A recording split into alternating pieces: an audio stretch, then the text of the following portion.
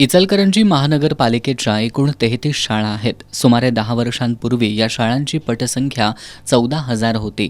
मात्र कालांतरानं ही संख्या लक्षणीयरित्या कमी झाली आहे.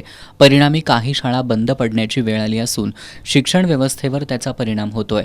त्यामुळे महानगरपालिकेच्या शाळांचा दर्जा टिकवणं आणि विद्यार्थ्यांची संख्या वाढवणं यासाठी इचलकरंजी महानगरपालिकेच्या शाळांमध्ये प्रवेश घेणाऱ्या मुलांच्या पालकांना घरभाड्यात सवलत द्या, अशी मागणी नगरसेविका तेजश्री भोसले यांनी केली आहे.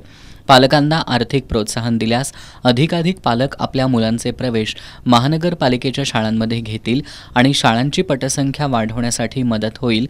त्यामुळे महानगरपालिकेनं या प्रश्नावर तातडीनं तोडगा काढून शाळांचा दर्जा सुधारण्यासाठी आणि विद्यार्थ्यांची पटसंख्या वाढवण्यासाठी ठोस निर्णय घ्यावा, अशा मागण्या नगरसेविका भोसले यांनी महापौर उदय धातुंडे आणि आयुक्त पल्लवी पाटील यांना सादर केलेल्या निवेदनात करण्यात आल्यात.